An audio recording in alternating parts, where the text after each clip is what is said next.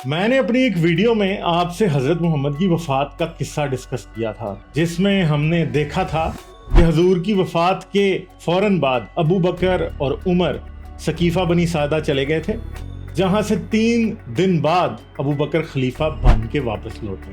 لیکن اتنی کیا ایمرجنسی ہوئی تھی کہ انہیں حضور کی ڈیڈ باڈی کو دفن کیے بغیر ہی چھوڑ کے جانا پڑا۔ اسلامک ہسٹری میں سقیفہ بنی سعدہ کی کیا اہمیت ہے اور اسلام کہ پہلے خلیفہ کا انتخاب کہاں تک ٹھیک ثابت ہوا، اسلامک ہسٹری کی ان اہم باتوں کو جاننے کے لیے اس ویڈیو کو آخر تک ضرور دیکھیں۔ مسلمان یہ کلیم کرتے ہیں کہ اسلام ایک پرفیکٹ نظام ہے جو حضور کی زندگی میں مکمل ہو گیا تھا، اور کیونکہ یہ پہلے ہی پرفیکٹ ہے اس لیے اس میں کسی قسم کی ایڈیشن کی اجازت نہیں۔ لیکن ہسٹری ہمیں بتاتی ہے کہ یہ کلیم حضور کی وفات کے فوراً بعد ہی بری طرح سے ایکسپوز ہو گیا تھا، جب صحابہ کو ایک دوسرے سے ڈسکس کرنے کے بعد پتا چلا کہ اس پرفیکٹ نظام میں خلیفہ یعنی حضور کے سکسیسر کو سلیکٹ کرنے کے بارے میں کوئی کلیئر انسٹرکشنز موجود ہی نہیں تھی۔ ہر طرف کنفیوژن پھیل گئی۔ انصار یعنی مدینہ کے مقامی لوگوں کا کہنا تھا کہ اسلام صرف انصار کی کوششوں کی وجہ سے پھیلا ہے، اس لیے خلافت صرف اور صرف انصار کا ہی حق ہونا چاہیے۔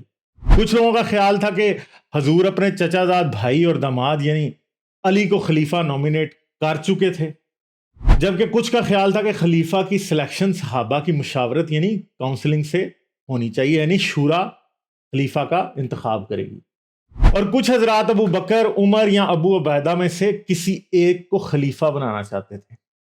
حضور کی وفات کے بعد خلیفہ کسے بننا چاہیے، یہ ایک پرفیکٹ نظام کی وہ ایمبیگوٹی تھی جس نے مسلمان امت کو ایسا ڈیوائیڈ کیا کہ پھر اس کے بعد وہ کبھی دوبارہ ایک ہو ہی نہیں پائے۔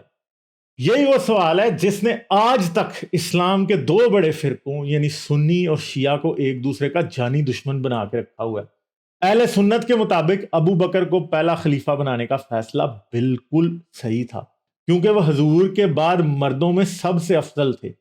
اگرچہ محمد نے واضح طور پر انہیں خلیفہ مقرر نہیں کیا تھا، لیکن اپنی آخری بیماری کے دوران مسلمانوں کی نماز کی امامت کرانے کا حکم ابو بکر کو ہی دیا تھا، جو سنی علماء کے مطابق ایک واضح اشارہ ہے کہ رسول اللہ حضرت ابو بکر کو ہی خلیفہ نامزد کر گئے تھے۔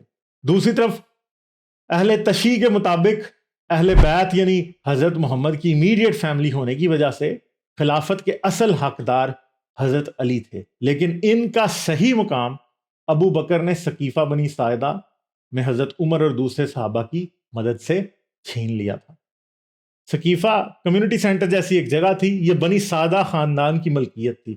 اسلام سے پہلے ان کی کمیونٹی میٹنگز اسی جگہ ہوا کرتی تھی۔ بعد میں یہ جگہ باہر سے آنے والے ڈیلیگیشن سے ملاقات کے لیے استعمال ہونے لگی۔ یہ جگہ حضرت عائشہ کے حجرے سے جہاں حضور کی ڈیڈ باڈی رکھی گئی تھی صرف 300 میٹر کے فاصلے پہ تھی۔ سقیفہ بنی سعدہ میں کیا ڈسکشنز ہوئیں، ان کی ڈیٹیل ہمیں طبری، ابن ہشام اور طبقات ابن سعد میں مل جاتی ہے۔ صحیح بخاری کی ایک طویل حدیث جس کا نمبر 6830 ہے، اس میں بھی یہ تفصیل موجود ہے۔ اس کے علاوہ ولفریڈ میڈلنگ کی کتاب دا سکسیشن ٹو محمد میں بھی اس کا بہت تفصیل کے ساتھ ذکر ہوا ہے۔ پورا واقعہ کافی لمبا ہے، میں اس واقعے کی سمری آپ کو بتا دیتا ہوں یہاں پہ، مگر آپ خود اس ویڈیو کی ڈسکرپشن میں دیے ہوئے حدیث کے ریفرنسز پڑھ کے ان چیزوں کا اور زیادہ اچھے طریقے سے اسٹڈی کر سکتے ہیں۔ اس گیدرنگ میں پہلے صرف انصاری اکٹھے ہوئے تھے۔ سب سے پہلے خزرج کے قبیلے کے سعد ابن عبادہ نے تقریر کی، جو ایج زیادہ ہونے کی وجہ سے اپنے بیٹے کا سہارا لے کے آیا تھا۔ تقریر کا کرکس یہ تھا کہ جب تک اسلام مکہ میں تھا تب تک بہت ویک تھا، پھر جب اسلام مدینہ میں انصار کی پروٹیکشن میں آیا تو انصار کی خدمات کی وجہ سے تیزی سے اسلام پھیلا، اس لیے خلافت پر حق بھی انصار کا ہی ہونا چاہیے۔ اس تقریر سے متاثر ہو کے انصار نے سعد ابن عبادہ کی حکمرانی کے حق میں نعرے لگانے شروع کر دیے، لیکن کچھ لوگوں کو ڈر تھا کہ مہاجرین اس بات کو نہیں مانیں گے، اس لیے انہوں نے کہا کہ ایک حکمران انصار کی طرف سے اور ایک مہاجرین کی طرف سے ہونا چاہیے۔ اتنی دیر میں اس گیدرنگ کی خبر ابو بکر اور عمر تک پہنچی تو فوراً ابو عبیدہ بن جراح سمیت سقیفہ پہنچ گئے۔ ابو بکر نے سعد کی بات سن کر کہا کہ تمہاری باتیں ٹھیک ہیں، لیکن قریش کے لوگ نسب اور خاندان میں سب سے افضل اور بہترین ہیں، خلیفہ اگر قریش سے ہوگا تو تمام قبیلے اس ڈیسیجن کو آسانی سے مان لیں گے۔ تو یہاں پہ ایک نسلی برتری کی بات ابو بکر کی طرف سے کی گئی۔ اس دوران شہر کے بہت سارے لوگ جمع ہو چکے تھے اور ایک کیوس کی حالت بننی شروع ہو گئی تھی۔ کچھ لوگ انصار کی فیور میں تھے، کچھ لوگ علی کا نام بھی لے رہے تھے، لیکن زیادہ تر صحابی جو علی کے فیور میں تھے وہ اس اجلاس میں شرکت نہیں کر سکے۔ اس لیے ابو بکر، عمر اور ابو عبیدہ کو خلافت کے لیے نومینیٹ کرنے والے اکثریت میں تھے۔ بحث کا یہ سلسلہ کم از کم 2 دن تک جاری رہا۔ جب حالات قابو سے باہر نکلتے ہوئے نظر آئے تو ہیٹ آف دا مومنٹ کا فائدہ اٹھاتے ہوئے اچانک عمر نے ابو بکر سے کہا، آپ ہاتھ پھیلاؤ، میں آپ کی بیعت کرتا ہوں۔ پھر اس کے بعد ایک ایک کر کے ابو بکر کے سپورٹرز نے ان کی بیعت کرنا شروع کر دی۔ اس سارے سلسلے کے درمیان عمر اور سعد کے بیٹے قیس کے درمیان ایک چھوٹا سا کلیش بھی ہوا، جس پر سعد نے غصے میں عمر کی داڑھی پکڑ لی، لیکن عمر کی اسٹریٹجی کام دکھا چکی تھی اور اتنی دیر میں بہت سارے لوگ ابو بکر کی بیعت کر چکے تھے۔ اس وقت تو گیدرنگ کسی خون خرابے کے بغیر ختم ہو گئی، لیکن اس کے بعد بلڈ شیڈ کا ایک ایسا سلسلہ شروع ہوا جو آج تک جاری ہے۔ اس وقت بھی بہت سے لوگ تھے جنہوں نے ابو بکر کی خلافت کی اوپنلی مخالفت کی تھی، جن میں سے چند مشہور نام عباس بن عبد المطلب، فضل بن عباس، زبیر بن عوام، خالد بن سعید، مقداد بن عمرو، سلمان فارسی، ابو ذر غفاری، عمار بن یاسر، برا بن عازب اور ابی بن کعب ہیں۔ اور یہ سارے جید صحابہ تھے جو کہ رسول اللہ کے قریب رہے تھے اور ان کی اسلام کے لیے خدمات سے کوئی بھی انکار نہیں کر سکتا۔ ان لوگوں کے ساتھ ساتھ علی نے بھی ابو بکر کی بیعت نہیں کی تھی، یعنی ابو بکر کو خلیفہ ایکسیپٹ نہیں کیا تھا۔ شیعہ روایات کے مطابق عمر نے علی کو بیعت کے لیے فورس کرنے کی کوشش کی اور اس کوشش میں علی کے گھر پہ حملہ کیا اور گھر کا دروازہ توڑ ڈالا۔ دروازہ ٹوٹنے سے فاطمہ زخمی ہو گئیں اور ان کا مس کیریج ہو گیا، بلکہ اس زخم کی وجہ سے 6 مہینے بعد ان کی موت بھی واقع ہو گئی۔ سنی اس واقعے کے سچ ہونے کا انکار کرتے ہیں، البتہ باغ فدق والا مسئلہ چونکہ احادیث میں موجود ہے، اس لیے اس سے انکار کرنا تھوڑا مشکل ہے۔ باغ فدق کی کہانی بھی کافی دلچسپ ہے، اس پر تفصیل سے ہم کسی اور ویڈیو میں بات بھی ضرور کریں گے۔ ان شارٹ یہ کہ فدق مدینہ کے یہودی قبیلے بنو نذیر کا ایک باغ تھا جس پر مسلمانوں نے قبضہ کر لیا تھا۔ قبضے کے بعد حضور نے اسے اپنے خاندان کے لیے الوکیٹ کر دیا اور اس باغ کی کمائی فاطمہ اور علی کے پاس آتی تھی، لیکن حضور کی وفات کے بعد ابو بکر نے یہ کہا کہ فدق چھین لیا کہ پیغمبر کی کوئی میراث یا انہیریٹنس نہیں ہوتی۔ اس پر فاطمہ بہت سخت ناراض ہوئیں اور اپنے مرنے تک ابو بکر سے بات چیت نہیں کی۔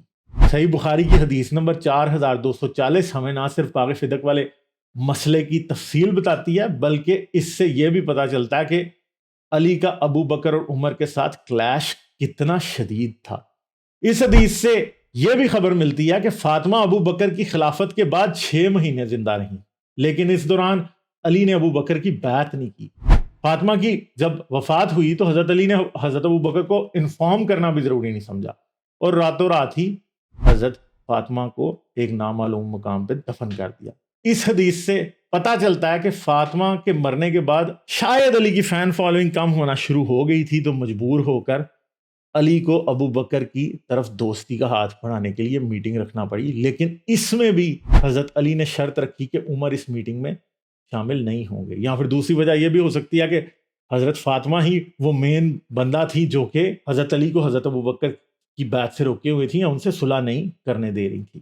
ان ساری باتوں سے ہمیں کنفرم ہو جاتا ہے کہ ابو بکر کے خلیفہ بننے کی ڈیسیجن کو تمام مسلمانوں نے ویلکم نہیں کیا تھا، بلکہ انجینئر مرزا تو یہاں تک کہتے ہیں کہ اسی حدیث کے مطابق ابو بکر اس میٹنگ کے دوران رو پڑے تھے، جس کا مطلب ہے کہ خود ان کو بھی اپنی غلطی کا احساس ہو گیا تھا۔ ابو بکر کے بعد عمر خلیفہ بنے تو اپنی حکومت کے آخری سالوں میں عمر نے بھی تسلیم کیا کہ سقیفہ میں ابو بکر کی بیعت کرنا ایک غلطی تھی۔ بخاری کی حدیث 6830 کے مطابق حضرت عمر نے اس غلطی کو مانا، لیکن جسٹیفائی کرنے کے لیے ساتھ یہ بھی کہہ دیا کہ اللہ نے اس غلطی کے ایول ایفیکٹ سے لوگوں کو بچا لیا، لیکن اب اگر کوئی دوبارہ ایسی غلطی کرے گا تو ضرور مارا جائے گا۔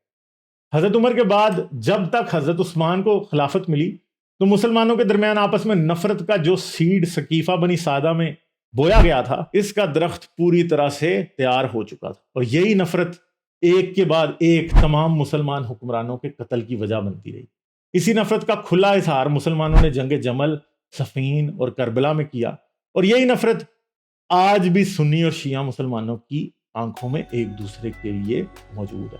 اس واقعے سے متعلق احادیث کے لنک آپ کو اس ویڈیو کی ڈسکرپشن میں مل جائیں گے۔ اس ویڈیو کو لائک اور شیئر کرنا نہ بھولیں، چینل کو سبسکرائب کر لیں، بیل آئیکن دبا کے آل نوٹیفیکیشن آن کر لیں۔ آپ اس چینل کو پیٹریون پر بھی سپورٹ کر سکتے ہیں، پیٹریون کا لنک اس ویڈیو کی ڈسکرپشن میں۔ حضرت محمد کی وفات پر ویڈیو دیکھنے کے لیے یہاں کلک کریں۔ مسلمانوں کے لیے 5 بہت مشکل سوالات پر ویڈیو دیکھنے کے لیے یہاں کلک کریں۔ پیٹریون پر سپورٹ کرنے کے لیے یہاں کلک کریں۔ اپنا بہت سا خیال رکھیے گا، میں آپ سے ملوں گا اگلی ویڈیو میں۔ آداب۔